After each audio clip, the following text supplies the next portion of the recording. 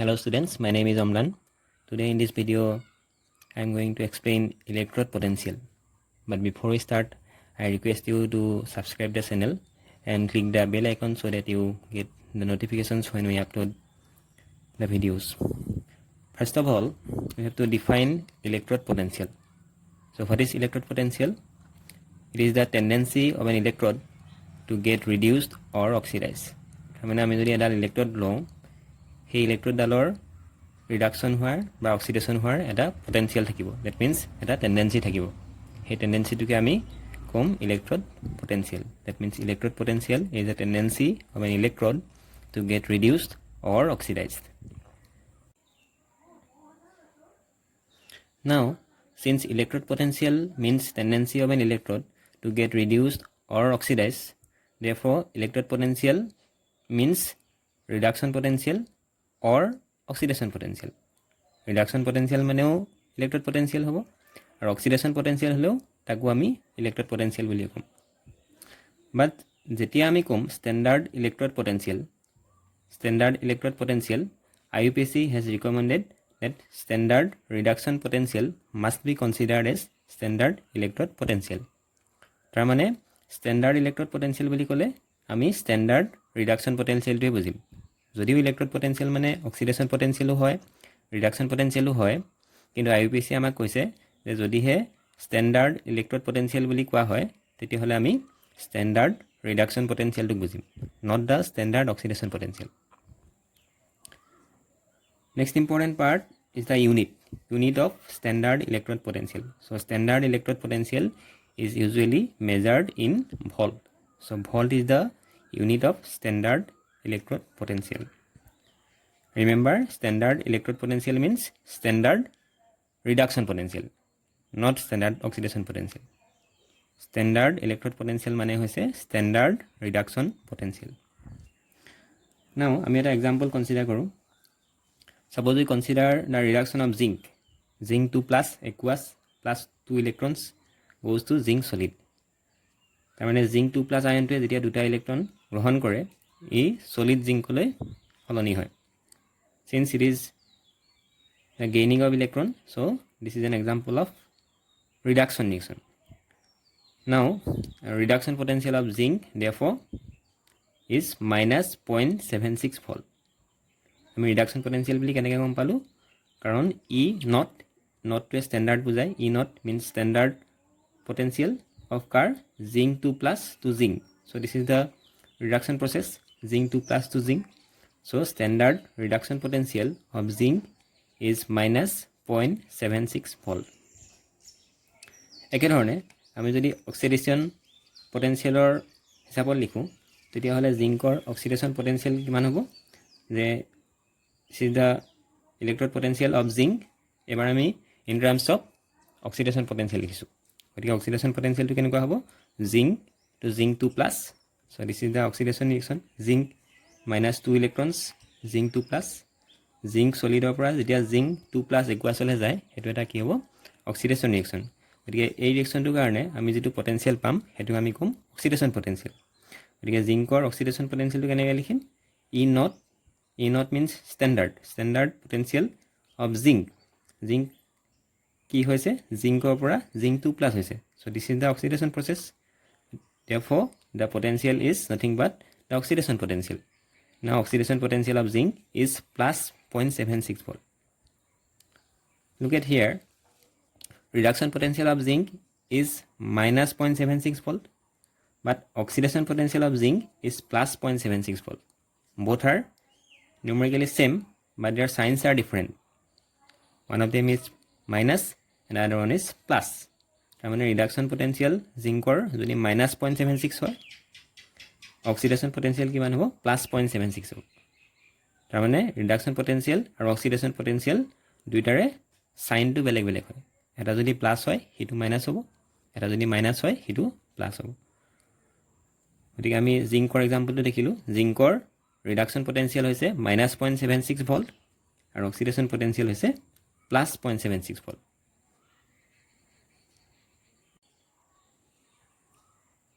Similarly, আমি আৰু এটা এক্সাম্পল চাব পাৰোঁ ৰিডাকশ্যন পটেনচিয়েল অফ কপাৰ আমি কেনেকৈ লিখিম E copper 2 plus to copper. Since we are considering reduction potential, therefore copper 2 plus to copper হ'ব লাগিব আৰু standard লিখিলে আমি এটা not দিব লাগিব. So E naught of copper 2 plus to copper is plus 0.34 volt. Therefore oxidation potential of copper কিমান হ'ব? minus 0.34 volt. Oxidation potential আমি কেনেকৈ লিখিম? copper to copper 2 plus. আৰু যেহেতু we are considering standard oxidation potential, therefore there must be a not. So E naught of copper to copper 2 plus is minus 0.34 volt. So reduction potential is plus for copper and oxidation potential is minus. The value is same, but the signs are different. One of them is plus, other one is minus. Next we consider cell potential. So what is cell potential? It is the potential difference between the electrodes of an electrochemical cell. We have already discussed electrochemical cell in the earlier video. So এটা electrochemical cellত দুডাল electrode থাকে, তাৰে এডালত oxidation হয় আৰু এডালত reduction হয়. যিডালত reduction হয় সেইডালক আমি cathode বুলি কওঁ, যিডালত oxidation হয় সেইডালক আমি anode বুলি কওঁ. So যেতিয়া আমি cellৰ potential উলিয়াম, তেনেকুৱা এটা electrochemical cellৰ আমি যেতিয়া potential উলিয়াম, that potential is nothing but the difference between the electrodes of an electrochemical cell. দুডাল ইলেক্ট্ৰডৰ দুটা পটেনচিয়েল থাকিব, সেই পটেনচিয়েল দুটাৰ ডিফাৰেন্স হ'ব সেই সেলটোৰ potential. It is also known as electromotive force when no current is drawn through the cell. যেতিয়া সেলটোৰ পৰা আমি কোনো কাৰেণ্ট ড্ৰ কৰি নাথাকো, সেই অৱস্থাত আমি সেই সেল পটেনচিয়েলটোকে ইলেক্ট্ৰোমোটিভ ফোৰ্স বা EMF বুলি কোৱা হয়. Now we see the calculation of cell potential. So cell potential can be calculated in terms of reduction potential or oxidation potential of the electrodes. First one, in terms of reduction potential. গতিকে আমি যদি cell potential to in terms of reduction potential calculate কৰিব বিচাৰো, then cell potential E naught cell, this is for standard, equal to E naught cathode minus E naught anode. তাৰমানে cathodeৰ potentialৰ পৰা anodeৰ potential minus কৰিলে আমি cell potential পাম. আৰু এই দুটা potential কি potential হ'ব লাগিব? This must be reduction potential. আৰু যদি আমি in terms of oxidation potential চাওঁ, then standard cell potential equal to electrode potential of anode minus electrode potential of cathode in standard states. কিন্তু IUPAC recommend কৰিছে যে আমি যেতিয়া standard electrode potential বুলি কওঁ, we mainly consider reduction potential instead of oxidation potential. So this method is much preferable. At this point we may recall cathode and anode. So cathode is the electrode at which reduction takes place, and in an electrochemical cell it is drawn on the right hand side, and anode is the electrode at which oxidation takes place and is drawn on the left hand side of an electrochemical cell. Again, cathode has the high reduction potential or low oxidation potential, and anode has low reduction potential or high oxidation potential. That means if we compare two electrodes, then the electrode which has higher reduction potential is the cathode, and which has lower reduction potential is the anode. তাৰমানে দুডাল যদি আমি electrode লওঁ, যিডালৰ reduction potential বেছি হ'ব সেইডালক আমি cathode বুলি ক'ম, আৰু যিডালৰ ৰিডাকশ্যন পটেনচিয়েল কম হ'ব সেইডালক আমি এনড বুলি ক'ম. যদি in terms of oxidation potential চাওঁ, তেতিয়াহ'লে কি হ'ব? যিডালৰ অক্সিডেশ্যন পটেনচিয়েল কম হ'ব সেইডালক আমি কেথড বুলি ক'ম, আৰু যিডালক অক্সিডেশ্যন পটেনচিয়েল বেছি হ'ব সেইডালক আমি এনড বুলি ক'ম. কিন্তু আমি মনত ৰাখিব লাগিব, যেতিয়া আমি কম্পেয়াৰ কৰিম তেতিয়া আমি দুইডাল ইলেক্ট্ৰডৰে ৰিডাকশ্যন পটেনচিয়েল ল'ব লাগিব বা দুইডাল ইলেক্ট্ৰডৰে অক্সিডেশ্যন পটেনচিয়েল ল'ব লাগিব. আমি মিক্সকৈ ল'ব নোৱাৰিম. এডালৰ অক্সিডেশ্যন পটেনচিয়েল আৰু এডালৰ ৰিডাকশ্যন পটেনচিয়েল লৈ আমি numerical problem কৰিব নোৱাৰিম. We have to consider reduction potentials of both the electrodes or oxidation potentials of both the electrodes. But IUPAC has recommended that we should always take the reduction potentials as standard electrode potentials. Now we see an example. Suppose you are given reduction potential of zinc is minus 0.76 volt and reduction potential of copper is plus 0.34 volt. These are reduction potentials because zinc is sending from plus 2 to 0 and copper is sending from plus 2 to 0. So both these are reduction potentials. Now you can see reduction potential of copper is higher than that of zinc. Karon copper reduction potential plus 0.34 volt and zinc reduction potential minus 0.76 volt. So copper must be cathode here and zinc must be anode here. Karon jar reduction potential besi hidalok ami cathode buli ko aru jar reduction potential kom hidalok ami anode buli ko. And this anode is drawn on the left hand side of an electrochemical cell and cathode is drawn on right hand side of an electrochemical cell. Now we can calculate the cell potential using the formula E naught cathode minus E naught anode. Eto ami kyo use korilu karon amak jekita value dia ase, these values are reduction potentials. So in terms of reduction potentials formula to amar ki hoye E naught cathode minus E naught anode. So cathode is the copper and anode is the zinc. So copper karne plus 0.34 minus 0.76. This is for zinc, this is for copper. So now 1.1 volt. So the cell consisting of zinc and copper electrodes has the cell potential of 1.1 volt. Aru ami janu je zinc aru copper electrode hisabe use kora jitu cell, he cell to ami Daniell cell buli kau. So this is the cell potential of Daniell cell and we can calculate this by subtracting the electrode potential value of the anode, that means zinc, from the electrode potential value of copper. That means copper is acting like cathode and zinc is acting like anode. Now we see another example.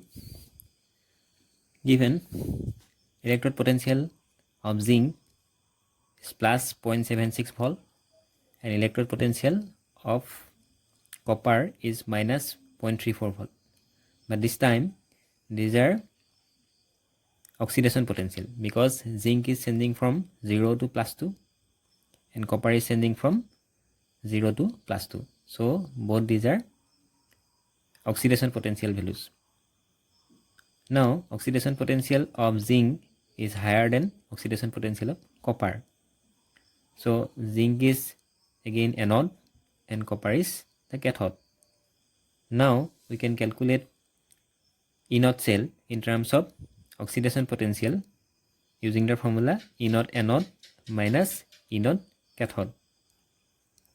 Gotike amak ebar jekita value dia ase he value kita oxidation potential value dia ase. Zinc oxidation potential plus 0.76 volt aru copper oxidation potential minus 0.34 volt.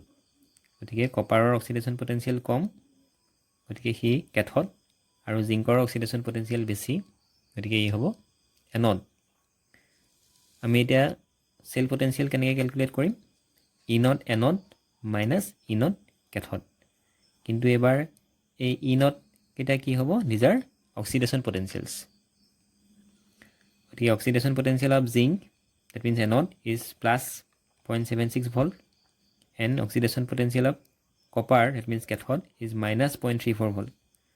So by subtracting this we get 1.1 volt. And this is the cell potential of Daniell cell again using the formula E naught anode minus E naught cathode. This formula is used when oxidation potentials are given. So these are oxidation potentials. We can solve this problem by another way. Suppose you are given the oxidation potential values. Oxidation potential of zinc is plus 0.76 and oxidation potential of copper is minus 0.34.